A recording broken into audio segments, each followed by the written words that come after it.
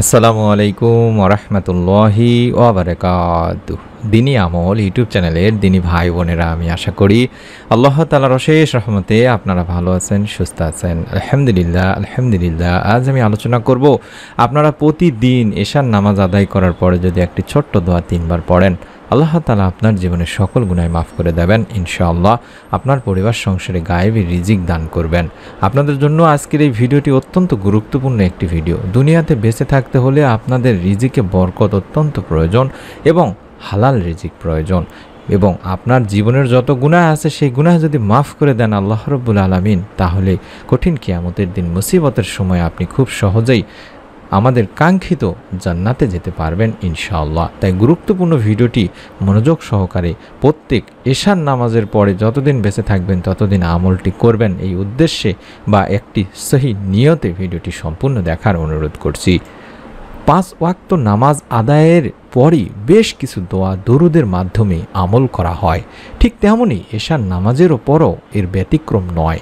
এশার নামাজের পর অধিক দোয়া দরুদের মাধ্যমে আল্লাহ তাআলার নৈকট্য অর্জন করা যায়। দিনী ভাই বোনেরা, প্রত্যেক মুসলমানই 5 ওয়াক্ত নামাজ আদায় করে থাকে। নামাজ আদায়ের মাধ্যমে বান্দা আল্লাহ তাআলার অতি নিকটে পৌঁছে যায় এবং বান্দার মনকে নরম করে তোলে। মহান আল্লাহ তাআলা তার বান্দাকে সৃষ্টি করেছেন তার ইবাদত করার জন্য। সকল ইবাদতের মধ্যে তাই সর্বোত্তম ইবাদত হচ্ছে এই নামাজ। নামাজের মাধ্যমে বান্দার মনকে পরিশুদ্ধ করে তোলে এবং সকল ভালো কাজের প্রতি মনোনিবেশ করে। 5 ওয়াক্ত নামাজের পরে অধিক সওয়াব অর্জনের জন্য বেশ কিছু আমল রয়েছে। সেই সব আমল সম্পর্কে আজকে আমি আপনাদেরকে সংক্ষেপে আলোচনা করব, যা সকল মুসলমানের জন্য জানা প্রয়োজন। আমাদের এই আমলগুলোর মাধ্যমে আপনি অশেষ সওয়াব অর্জন করতে পারবেন। তাই দেরি না করে নিচের এই এশার নামাজের পরে সকল করণীয় আমলগুলো আমি তুলে ধরছি ইনশাআল্লাহ। প্রথমেই যে আমলটির কথা বলবো সেটি হলো আয়াতুল কুরসির আমল। এশার নামাজের পরে আপনারা আয়াতুল কুরসি পাঠ করবেন। এটা উত্তম একটি ইবাদত। আয়াতুল কুরসির মাধ্যমে অনেক ফজিলত অর্জিত হয় দিনী ভাই বোনেরা। এছাড়াও এশার নামাজ আদায় করার পরে আপনারা সূরা মুলক পাঠ করবেন। এটিও অত্যন্ত গুরুত্বপূর্ণ এবং ফজিলতপূর্ণ এবং উত্তম একটি আমল। আমাদের প্রিয় নবী হযরত মুহাম্মদ সাল্লাল্লাহু আলাইহি ওয়াসাল্লাম বলেছেন, প্রতি রাত্রে এশার নামাজের পরে সূরা মুলক না পড়ে কেউ যেন না ঘুমায়। তাই আমাদের সূরা মুলক পাঠ করাও প্রয়োজন দিনী ভাই বোনেরা। এছাড়াও এশার নামাজ শেষে আপনি 33 বার সুবহানাল্লাহ, 33 বার আলহামদুলিল্লাহ এবং 33 বার আল্লাহু আকবার পাঠ করবেন এবং এশার নামাজ শেষ করবেন। এটি পাঠ করার মাধ্যমে এই উক্ত আমলগুলোর মাধ্যমে আপনারা যদি প্রতিদিন নিয়ম করে করতে পারেন, তাহলে আল্লাহ তাআলা এর মাধ্যমে বান্দার গুনাহ মাফ করে থাকেন, বান্দাকে রিজিকে বরকত দিয়ে থাকেন। সুবহানাল্লাহ। এবং আপনি 3 বার পাঠ করবেন একটি ছোট্ট দোয়া, যেই দোয়া পাঠ করলে বান্দার সকল গুনাহ আল্লাহ তাআলা মাফ করে দিয়ে থাকেন। সুবহানাল্লাহ সুবহানাল্লাহ।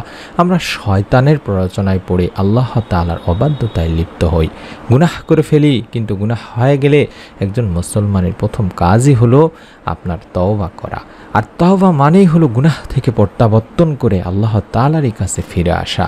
পাপী বান্দাদের আল্লাহ রাব্বুল আলামিন আশার বাণী শুনিয়েছেন, বলেছেন, হে আমার বান্দারা, যারা নিজেদের উপরে জুলুম করেছো, তোমরা আল্লাহর রহমত থেকে নিরাশ হও না। নিশ্চয়ই অবশ্যই আল্লাহ সব গুনাহ মাফ করেন, কারণ তিনি ক্ষমাশীল পরম দয়ালু। সূরা জুমাতে বলা হয়েছে। এক হাদিসে হযরত আবু হুরায়রা রাদিয়াল্লাহু তাআলা আনহু থেকে বর্ণিত আছে, আল্লাহ রাসূল সাল্লাল্লাহু আলাইহি সাল্লাম বলেন, তোমরা যদি পাপাচার করতে, এমনকি তোমাদের পাপ আকাশের সীমা পর্যন্ত পৌঁছে যেত, অর্থাৎ আকাশের সীমা পর্যন্ত যদি আমাদের গুনাহ পৌঁছে যায়, তারপর যদি আমরা তওবা করতে পারি, তাহলে আল্লাহ তাআলা আমাদের সেই তওবা কবুল করবেন। সুবহানাল্লাহ সুবহানাল্লাহ। অনেক দিনই ভাই বোনেরা হীনতার মধ্যে থাকেন, দ্বিধাদ্বন্দ্বের মধ্যে থাকেন। আমার পাপ, আমার গুনাহ এত বেশি পরিমাণে নিজের প্রতি দোষারোপ সৃষ্টি করেন যে একটি পাপের পুনরাবৃত্তি করতে থাকেন। আল্লাহ তাআলা তো আমাকে মাফ করবেনই না, আমার এত বড় গুনাহ আমি কিভাবে মাফ পাবো? এইরকম মনোবল তাদের মধ্যে থাকে। কারণ আমরা জানি, আমাদেরকে অনেক ভাই বোনেরা কমেন্ট করেন যে কমেন্টগুলো আমরা আপনাদেরকে দেখাই না, যে তাদের পাপের কথা বা তাদের কৃতকর্মের কথাগুলো আমাদেরকে জানান, এগুলো আমাদেরকে জানানোর কোনো প্রয়োজন নাই। আল্লাহ তাআলা চান তার বান্দার পাপ গোপন রাখতে। আপনারাও চেষ্টা করবেন যেন কাউকে না বলতে, এবং বেশি বেশি তাওবা করবেন, বিশেষ করে এই তাওবার দোয়াটির মাধ্যমে। আমি এই তাওবার দোয়াটি দেখাচ্ছি স্ক্রিনে। এই দোয়াটি আজকের পর থেকে নিয়ম করে প্রত্যেক দিন এশার নামাজ আদায় করার পরে অন্তত 3 বার করে পাঠ করবেন নিয়ম মেনে। আমি নিয়মটি শিখিয়ে দিচ্ছি ইনশাআল্লাহ। রব্বি ইন্নী যালামতু নাফসি ফাগফিরলি, রব্বি ইন্নী যালামতু নাফসি ফাগফিরলি, রব্বি ইন্নী যালামতু নাফসি ফাগফিরলি। হে আমার রব, নিশ্চয়ই আমি আমার নফসের প্রতি জুলুম করেছি, সুতরাং আপনি আমাকে ক্ষমা করে দিন। সূরা আল কাসাসের 16 নম্বর আয়াতে বলা হয়েছে। এবং গায়েবী ধন সম্পদ বা গায়েবী রিজিক পাওয়ার জন্য আপনারা এই আমলটি বা এই দোয়াটিও 3 বার করে পাঠ করবেন। গায়েবের মালিক হলেন একমাত্র শুধুমাত্র আল্লাহ। আর তাই গায়েব থেকে যদি কিছু পেতে চান তাহলে আল্লাহ তাআলার দোয়ারে আপনাকে ধর্ণা ধরতে হবে, আল্লাহকে ডাকতে হবে এক মন চিত্তে, জয় করে নিতে হবে মহান প্রভুর সেই মন। তাহলে আপনিও গায়েবে ধন সম্পদ পাবেন, রহমতে ভরপুর হবে আপনার ইহকালীন এবং পরকালীন জীবন। গায়েবী ধন সম্পদ পাওয়ার জন্য এমনই একটি দোয়া রয়েছে দিনী ভাই বোনেরা, আমি দোয়াটিও স্ক্রিনের মধ্যে দেখাই দিচ্ছি। এই দোয়াটিও আপনারা 3 বার পাঠ করবেন। আল্লাহুম্মা কফিনি বিহালালিকা আন হারামিকা ওয়া আগনিনি বিফাদলিকা আম্মান সিওয়াক। اللهم اكفني بحلالك عن حرامك وأغنني بفضلك عمن سواك. اللهم اكفني بحلالك عن حرامك وأغنني بفضلك عمن سواك. হে আল্লাহ, হারামের পরিবর্তে তোমার হালাল রুজি আমার জন্য যথেষ্ট করো, আর তোমাকে ছাড়া আমাকে আর কারোরই মুখাপেক্ষী করো না, এবং নিজ অনুগ্রহের দ্বারা আমাকে সচ্ছলতা দান করো। সুবহানাল্লাহ। এই দোয়াটিও আপনি 3 বার পাঠ করবেন। নিয়মটি এবার বলে দিচ্ছি। প্রত্যেক দিন এশার নামাজ আদায় করার পরে কষ্ট করে অন্তত 11 বার আল্লাহুম্মা সাল্লি ওয়া সাল্লিম আলা নাবিয়িনা মুহাম্মদ, আল্লাহুম্মা সাল্লি ওয়া সাল্লিম আলা নাবিয়িনা মুহাম্মদ, আল্লাহুম্মা সাল্লি ওয়া সাল্লিম আলা নাবিয়িনা মুহাম্মদ, এটি অন্তত কষ্ট করে 11 বার পাঠ করবেন। তারপরে রব্বি ইন্নী যালামতু নাফসি ফাগফিরলি, রব্বি ইন্নী যালামতু নাফসি ফাগফিরলি, রব্বি ইন্নী যালামতু নাফসি ফাগফিরলি, এভাবে 3 বার পাঠ করবেন। এবং 3 বার পাঠ করবেন আল্লাহুম্মা কফিনি বিহালালিকা আন হারামিকা ওয়া আগনিনি বিফাদলিকা আম্মান সিওয়াক। আল্লাহুম্মা কফিনি বিহালালিকা আন হারামিকা ওয়া আগনিনি বিফাদলিকা আম্মান সিওয়াক। اللهم اكفني بحلالك عن حرامك وأغنني بفضلك عمن سواك। এটি অন্তত 3 বার পাঠ করবেন, এবং সারা দিনে অন্তত 100 বার আস্তাগফিরুল্লাহ আস্তাগফিরুল্লাহ আস্তাগফিরুল্লাহ, এতটুকুই অন্তত 100 বার সারা দিনে পাঠ করবেন দিনী ভাই বোনেরা। এটি ইস্তেগফারের আমল।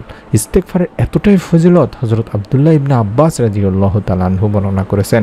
আল্লাহ রাসূল সাল্লাল্লাহু আলাইহি ওয়াসাল্লাম বলেছেন, যে ব্যক্তি নিয়মিতভাবে ইস্তেগফার করবে আল্লাহ তাআলা তার সব সংকট থেকে উত্তরণের পথ বের করে দেবেন, সব দুশ্চিন্তা মিটিয়ে দেবেন, এবং অকল্পনীয় উৎস থেকে তার রিজিকের সংস্থান করে দেবেন। আবু দাউদ ইবনে মাজাহ থেকে বর্ণিত একটি হাদিস। সুবহানাল্লাহ সুবহানাল্লাহ সুবহানাল্লাহ।